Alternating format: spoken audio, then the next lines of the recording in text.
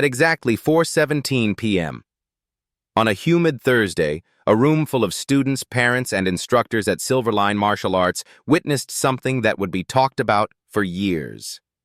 Damon Knox, black belt, social media darling, self-proclaimed discipline enforcer, stood in the center of the mat with a smug smile and a plan to humiliate someone. Not another student, but a quiet 12-year-old black girl sitting alone by the wall, absorbed in a worn-out book on martial arts philosophy. Her name was Zahara Wells. Most people in the room didn't even know it yet.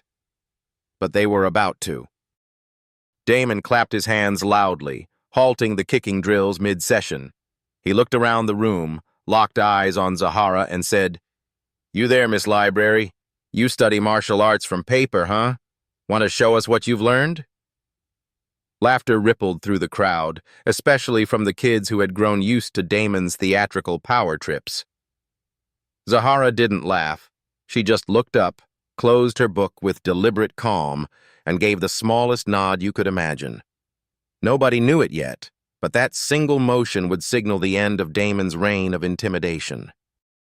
She walked slowly to the mat. No shoes, no uniform. Just a quiet girl in black jeans, oversized t-shirt, and braids pulled into a neat bun.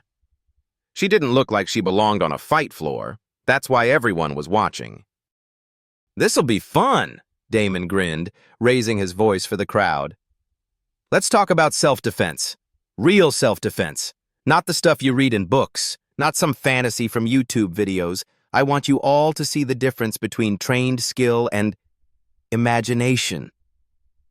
Zahara simply nodded again. No fear, no challenge, just steady, composed silence. Damon threw a slow, wide hook, meant to scare, not hit. Zahara moved her head 3 inches. Just enough. The punch sliced through the air. Gasps followed. Damon blinked.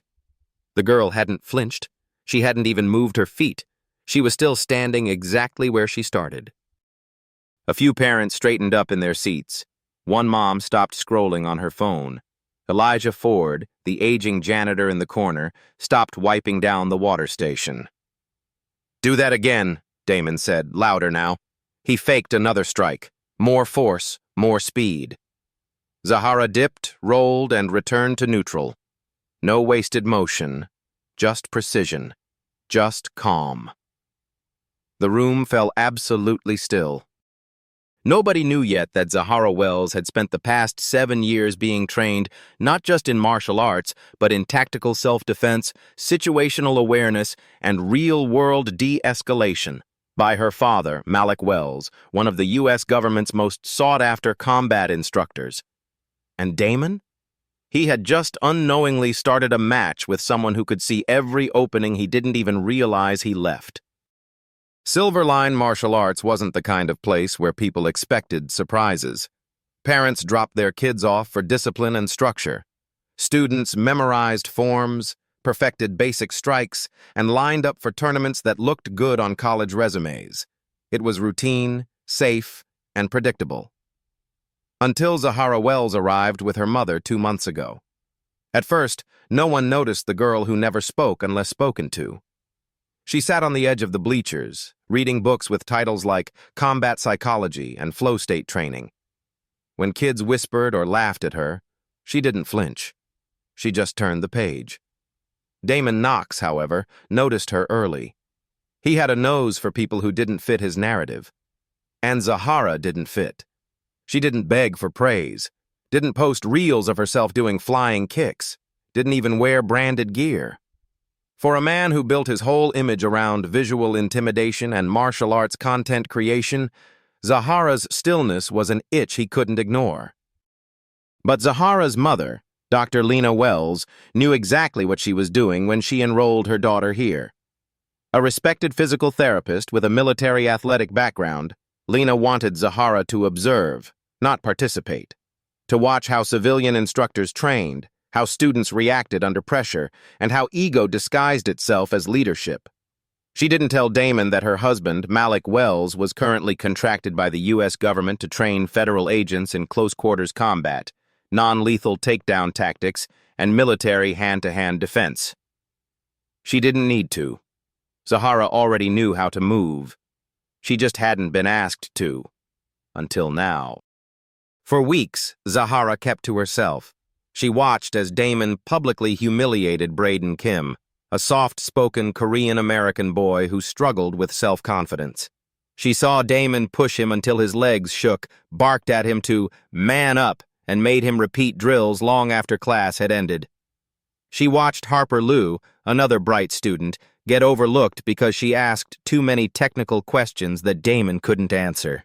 And she watched the favored students, like Brandon Slate, son of a local businessman, get promoted faster and praised louder even when their techniques were sloppy. Elijah Ford, the 73-year-old janitor, swept floors with quiet focus, but nothing escaped his eyes. He had seen a lot of martial arts studios in his day. He knew the real thing when he saw it. And Zahara? That girl moves like she hears the breath before the punch, he muttered one evening while stacking pads. He wasn't wrong. One afternoon, Damon hosted a parents' showcase. It was a PR stunt, really. Flyers promised live demonstrations, student board breaks, and a special sparring exhibition. Coaches from nearby dojos were invited. A few influencers showed up with ring lights. Damon had planned it carefully. Brandon would break a board with a spinning kick, a choreographed fight would accidentally go viral, and he'd use the footage to promote his online self-defense course. What he didn't plan for was Zahara Wells. During warm-ups, Damon watched her sitting off to the side with a hardcover copy of the Tao of Jeet Kune Do. He leaned over to Brandon and said loud enough for others to hear, "Some people just read about fighting. The rest of us do it." Laughter followed. Cameras started rolling. That's when he made the mistake that would upend his carefully polished brand. "Zahara," he called, smiling like a game show host. "Why don't you come show us what you've been learning in that book?" Zahara closed it gently and stepped forward. She didn't ask questions, didn't hesitate. That moment became the first domino. Now, the days that followed were filled with whispers. Parents asked questions. Damon tried to laugh them off. "She's a fluke," he said to one concerned mother. "Caught me off guard. Kid probably watched too many kung fu movies." But then Harper mentioned that she'd seen Zahara training in the back lot behind the studio at sunrise. Braden said Zahara once helped him up after a fall and adjusted his stance better than Damon ever had. And Elijah? He started telling anyone who'd listen, "You're all asking the wrong question. It's not where she learned it. It's who taught her." That answer came quickly. The next Monday, a black SUV with government plates parked outside the gym. Out stepped a broad-shouldered man with a clipboard and sunglasses. Damon peeked through the blinds from his office. Lena greeted him warmly. Zahara smiled. Damon's face turned pale. The man was Malik Wells. No one made the connection right away, but Google did. Someone found an article. Master trainer appointed to lead federal close combat program. Another found an old video from a classified demo leaked years ago. Malik neutralizing 5 attackers in under 30 seconds using non-lethal techniques. That same week, an instructor from a rival studio emailed Dan Murphy, Silverline's owner, and asked, "Is it true that Malik Wells' daughter trains at your gym?" Dan brought Damon into his office. The meeting wasn't pleasant. Complaints had started rolling in. Parents wanted to know why a highly skilled student had been mocked in front of a crowd. Damon blamed nerves. It was supposed to be a controlled demo. But Dan had seen the footage. She didn't attack. She defended. Perfectly. And you kept pushing. The studio couldn't afford more bad press, especially not when enrollment was already dropping in lower-income families who felt excluded by Damon's elitist culture. Silverline marketed itself as a place that taught anti-bullying techniques and promoted youth empowerment through martial arts. But Damon's leadership made that mission feel hollow. Outside of office politics, something else was brewing. Zahara began to draw students to her. After class, Braden and Harper sat with her and asked questions. At first, it was technical. "How did you move your hips like that?" What do you do if they grab your sleeve? But it shifted. What should I do if someone corners me in the hallway? What if someone grabs my friend? Zahara never gave flashy answers. She taught the same way her father taught her, quietly, controlled, focused on restraint. Real self-defense isn't about winning, she said once. It's about not needing to fight at all. Those words reached the parents, too. One evening, Braden's mother stopped Lena in the parking lot. I don't know what you and your husband taught your daughter, she said, voice trembling, but for the first time in 2 years, my son stood up for himself today.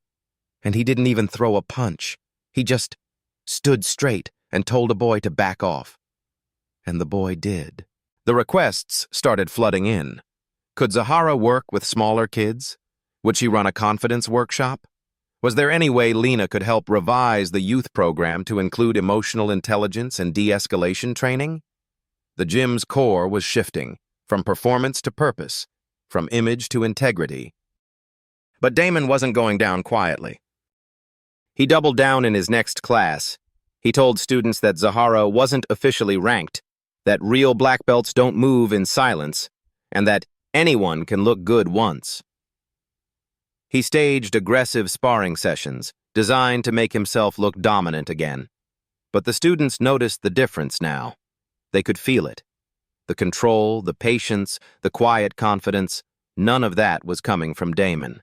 It was coming from Zahara. And whether Damon liked it or not, they had begun to see strength through a different lens. Zahara never called him out. She didn't have to. Her presence had already rewritten the hierarchy. But the next time Damon called her out in front of the class, let's see if lightning strikes twice, he didn't realize she had only shown a fraction of what she was capable of. What came next wouldn't just shake the gym, it would redefine who was really in control. The class was unusually silent that Thursday. Even the fluorescent lights, always humming above, seemed to buzz a little quieter, as if the room itself anticipated something. Damon Knox, still rattled from whispers of Zahara's background, had decided he needed to re-establish control. His strategy? A public correction. What he didn't understand was that the more he tried to tighten his grip, the more the room slipped from under him.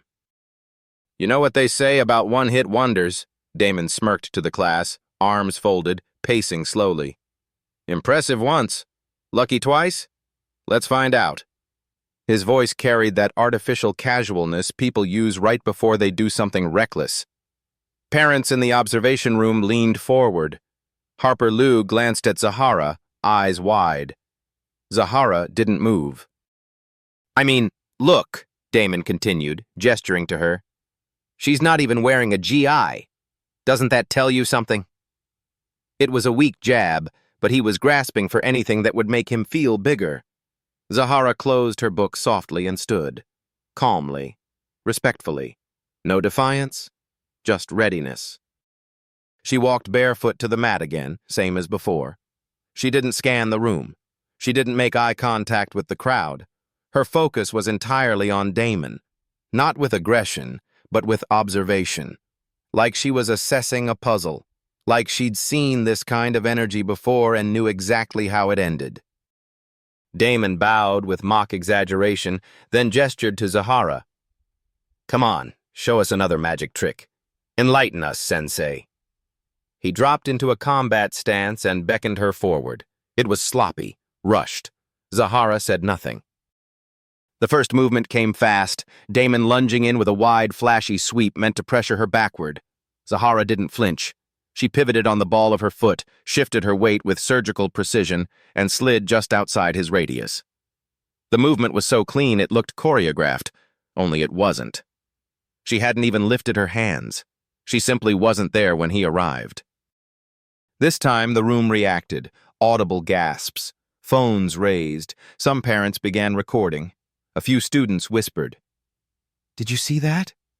She didn't even touch him. Damon's cheeks flushed. He'd expected applause. Instead, he was the one being analyzed. Again.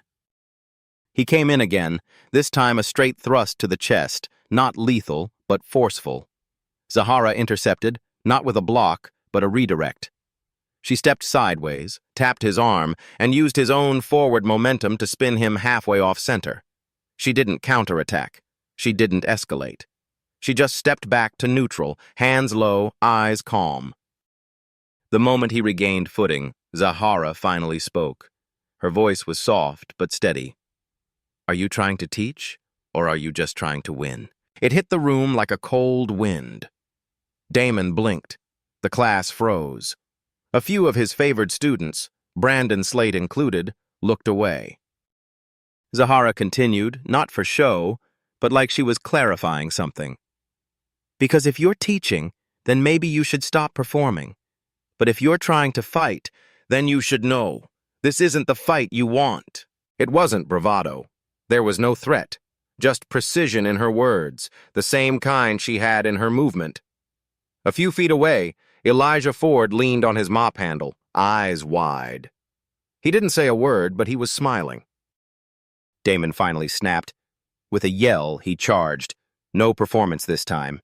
He was frustrated, unbalanced, and emotionally exposed. His right foot slammed into the mat, a straight rush aimed to grab and throw. Zahara dipped, sidestepped, and for the first time she touched him with intent. Not a strike, a redirect. Her hand slipped under his elbow, rotated his center line, and in one breathless second, Damon Knox hit the mat. Hard. It wasn't violent. It wasn't loud. It was just perfect. A control maneuver out of federal law enforcement's playbooks, the kind designed to de-escalate, not destroy. Zahara backed up instantly, her posture still neutral. Damon groaned but wasn't hurt. His pride, though, was shattered.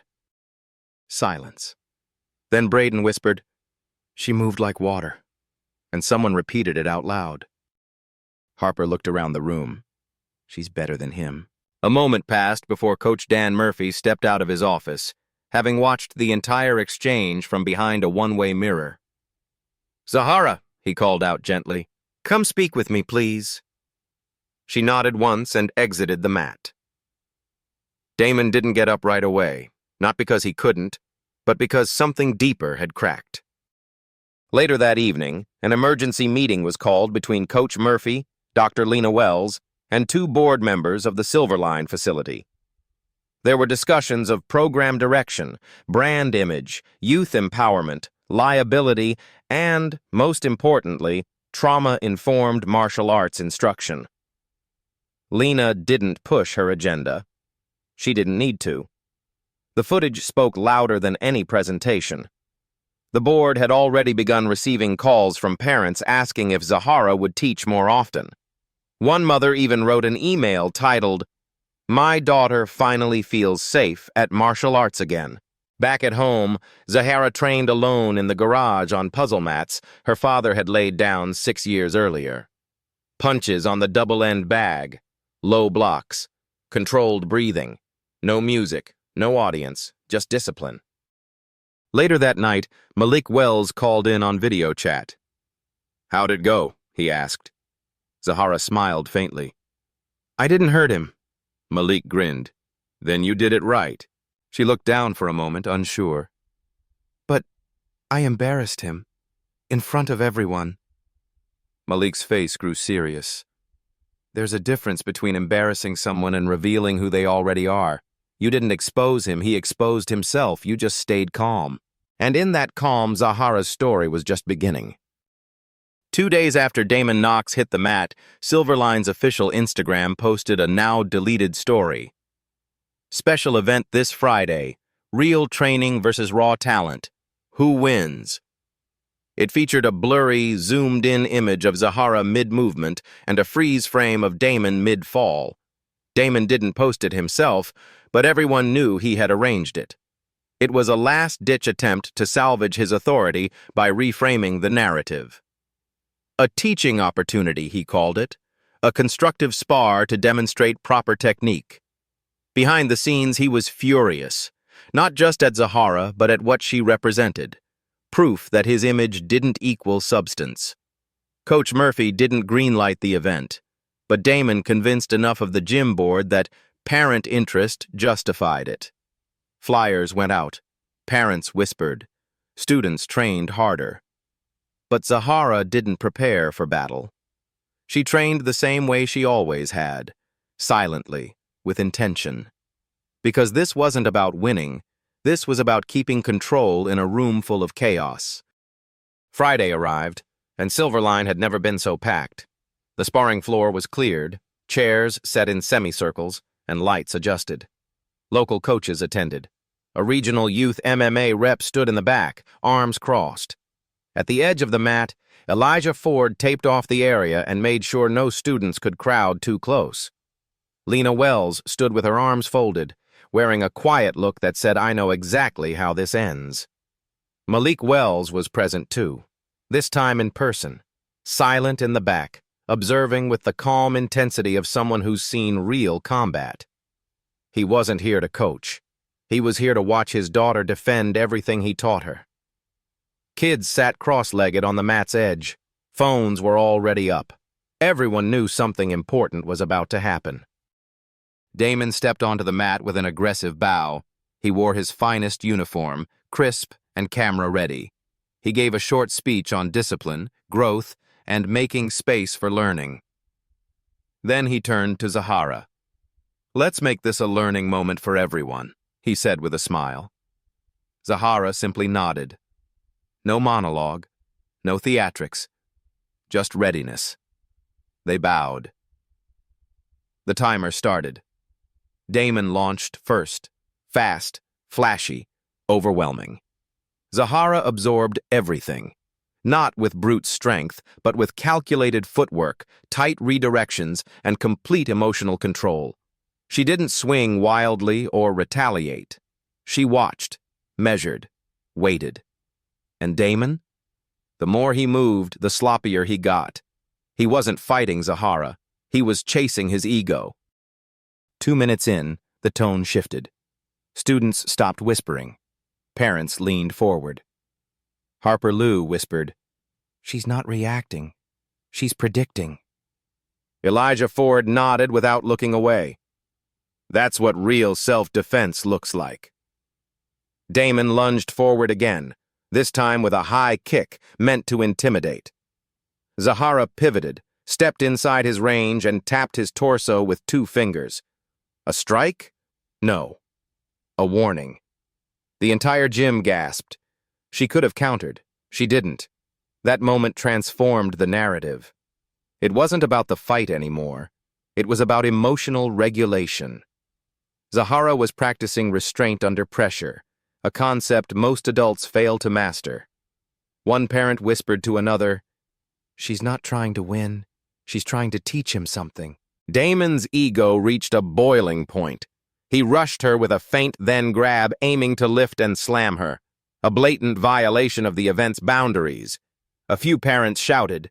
Coach Murphy stood halfway up, but Zahara, small, precise, controlled, pivoted under the grab, locked his elbow, and brought Damon to his knees with a non-lethal joint control technique straight from law enforcement training. She didn't hurt him. She froze him. Damon couldn't move without risking injury. Zahara looked at him and said, "You're fighting to prove something. I'm moving to protect everyone else." The crowd erupted, not with cheers, but with realization. For the first time, they saw Damon clearly, not as an expert, but as a man who needed power to feel worthy. As Zahara stepped away, Damon stayed kneeling. His chest heaved, his hands trembled. Everyone expected a tantrum. What they got instead was something else. "I used to be bullied," he said, loud enough for everyone to hear. "I swore no one would ever make me feel small again, so I made other people feel small." The room went silent. No one knew whether to feel sympathy or anger. "I forgot what martial arts was supposed to be," he continued. "I made it about status, not safety." He looked up at Zahara. "You reminded me." Zahara didn't smile. She didn't respond. She simply bowed and stepped off the mat. That night, Silverline's website homepage changed. The headline read, "A new era of strength, emotional discipline, and real self-defense." Below it was a photo of Zahara, not in mid-kick or punch, but standing still, calm, eyes forward.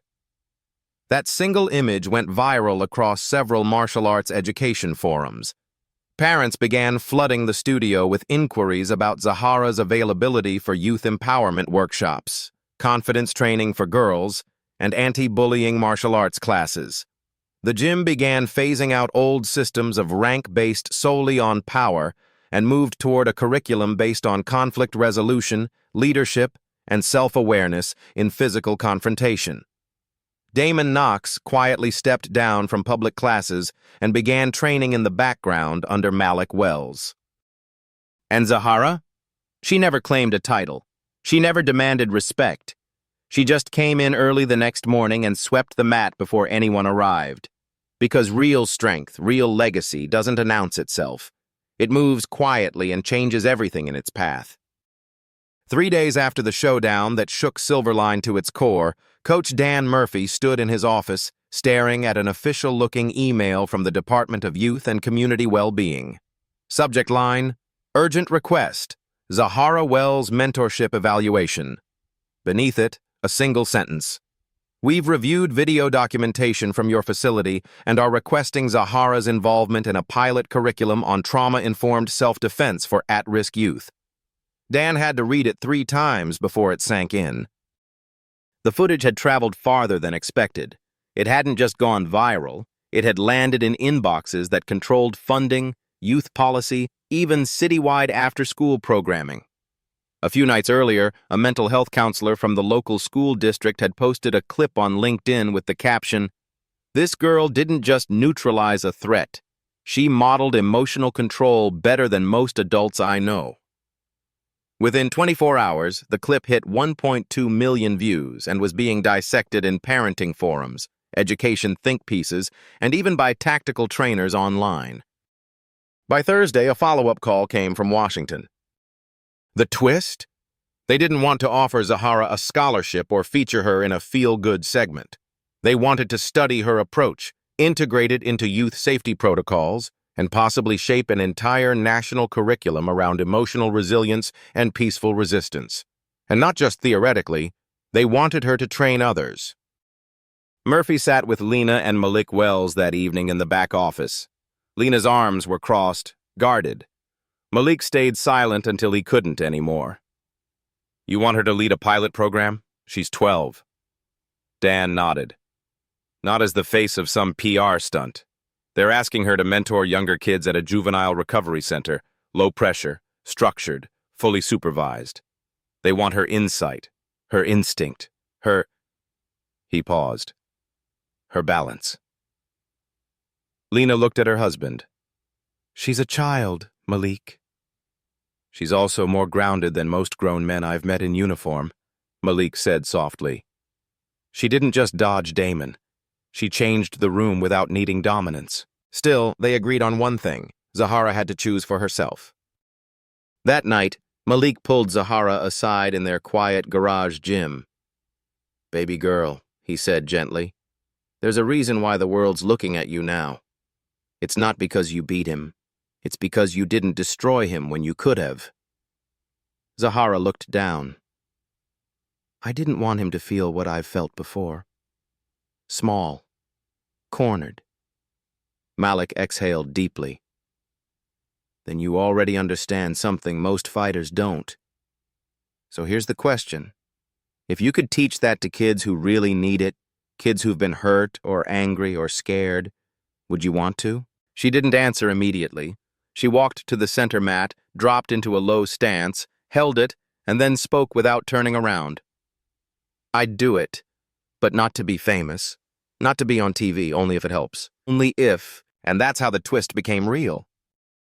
2 weeks later, Zahara arrived at Kirkwood Youth Outreach Center, where she'd begin her mentorship. It wasn't glamorous. No cameras, no reporters, just a battered community room with mismatched mats, a whiteboard with Empowerment Mondays scrawled in red, and a dozen skeptical kids between 8 and 15, some on probation, some in foster care, some just angry at the world. The counselor in charge, Ms. DeLeon, introduced Zahara as Coach Z. The room blinked at the sight of a 12-year-old girl holding a clipboard. One kid, a 13-year-old with a buzz cut and bruised knuckles, muttered, "What's she gonna teach me? Coloring books?" Zahara didn't respond. She wrote something on the board instead. "You don't have to be angry to be powerful." Then she stood in ready stance and said calmly, "Anyone who wants to see how power works when it doesn't hurt people, come try and push me off balance." Nobody moved. Then one girl stepped forward, tall, nervous, fidgeting with her hoodie strings. She lunged awkwardly. Zahara shifted her weight, absorbed the force, and let the girl stumble gently past her. No harm, just redirection. A few gasps, a few laughs. Zahara looked at them all and said, "We're not here to win. We're here to stop people from controlling us without becoming them." That was the beginning. By week 3, attendance doubled. By week 5, one of the boys who used to bring chaos into every room had written Zahara a letter that simply read, "You made me feel like I wasn't born broken." By week 6, a police liaison requested to observe the class to better understand de-escalation modeling for youth encounters. It turned out Zahara wasn't just helping kids, she was changing how adults treated them. Meanwhile, back at Silverline, Damon Knox had officially stepped down from lead instruction. But instead of leaving entirely, he asked to enroll in the new assistant track. At first, the board refused. Lena intervened. "Give him the rules," she said. "Give him the curriculum. If he learns, he stays. If he slips, he's gone." He agreed. One Saturday, Damon showed up at Kirkwood unannounced.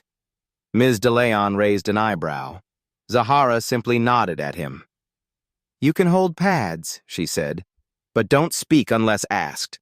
Damon accepted, quietly. Week after week, he returned, serving water, taping mats, fetching gear. The kids didn't trust him, not at first, but they watched. And over time, they saw what humility looked like. A grown man taking correction from a 12-year-old girl who taught him everything he never understood about control. Then the call came again. This time, it wasn't just about youth training. It was from a representative of the National Alliance on Juvenile Justice and Behavioral Health. They wanted to license Zahara's methodology. Not in her name, in her philosophy. What they wanted wasn't just a model, it was a movement. They wanted to partner with child development psychologists, veteran trainers, and trauma counselors to replicate Zahara's exact instruction style nationwide in after-school martial arts reform programs. The twist wasn't that Zahara had changed Damon. The twist was that Zahara, through nothing but focus, silence, and compassion, was about to reshape how an entire country taught children to defend themselves, not with fists, not with fear, but with restraint, reading the room, and holding ground without escalation. That night, after receiving the proposal, Malik and Lena watched Zahara finish dinner and return to the garage to train. She practiced forms for 30 minutes, then sat in meditation for 10. Finally, Lena walked in and said, "They want to build your way into the system. They want to teach what you live." Zahara looked up and said, "Then make sure they understand. This isn't about kicking. It's about knowing when not to." The response was clear. The world hadn't just underestimated a quiet girl in a gym. It had discovered a blueprint for something better. The kind of strength that didn't just protect the body, but preserved the soul. It was nearly sunset when Zahara walked alone onto the empty mat at Silverline, the same space where everything had started. No crowd, no instructor, just silence and soft orange light pouring in through the high windows. She didn't stretch. She didn't run drills. She just stood still in her ready stance, shoulders relaxed, eyes open, breath steady, like always. In the month since that infamous spar, Zahara had become more than just a name. She was now a case study, a guest speaker at youth safety seminars, and the youngest person ever invited to consult on the national curriculum for conflict resolution in schools. But none of that seemed to touch her ego. She still walked into every space like a student, still swept the mat before class, still kept her old notebook of handwritten training principles folded in her gym bag. She wasn't chasing fame. She was holding a line for herself and for every kid who'd ever been told to stay quiet, to stay small, to stay out of the way. At Kirkwood, the program had tripled in size. Ms. DeLeon started getting calls from nearby cities asking if Coach Z could visit for pop-up sessions. Not because she was flashy, but because she gave those kids something rare, the permission to feel their power without fear, and without becoming the kind of person who abused it. One afternoon, a quiet boy named Kenny lingered after class. He had been through more than anyone his age should have. Zahara noticed his hesitation and walked over. "You good?" she asked. He looked up and whispered, "Why do you help us? You don't even know us." Zahara smiled, soft and steady. "Because someone helped me, and because I know what it feels like to be alone with something too big for your chest." Kenny nodded. He didn't say thank you. He didn't have to. He showed up every week after that, early. Back at Silverline, Damon Knox was still present, only now as a shadow of his former self. He never led warm-ups. He only ever asked how he could support. He spoke rarely, but when he did, it was with the quiet humility of someone rebuilding himself one apology at a time. One night, after watching Zahara run a class for younger girls who had survived bullying, Damon pulled Coach Murphy aside and said, "That kid's not just good at this. She's changing who these kids believe they're allowed to be." Murphy nodded. "She changed you." Damon didn't argue. He just said, "Yeah, she did." At home, Zahara still trained with her father every evening. Their sessions had evolved, not into tougher drills, but deeper conversations. Malik didn't just teach her how to fight anymore. He asked her what she believed about strength, about legacy, about impact. And Zahara, in her quiet way, always answered through action. That fall, she was asked to speak at a regional conference for youth leadership in martial arts.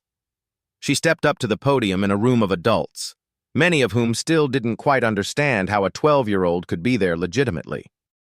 She said only this: "Most people think martial arts is about power, but I think it's about peace. Peace in your heart, so you don't take your pain out on others. Peace in your body so you can move without panic. And peace in your choices, because real strength is knowing when not to use it." When she stepped off the stage, the silence in the room wasn't confusion. It was reverence. And that's the legacy Zahara Wells was building. Not as a champion of a sport, but as a quiet force behind a movement. A child teaching the world that leadership doesn't have to be loud to be unstoppable. That true self-defense isn't about hurting others. It's about healing what's been hurt inside you and choosing not to pass it on. The mat stayed quiet that night after she finished her stance. She bowed to no one in particular, gathered her notebook, and headed home. And somewhere, in dozens of gyms, schools, and community centers across the country, other children stood a little taller. Not because they wanted to be like Zahara, but because she had shown them how to be more like themselves.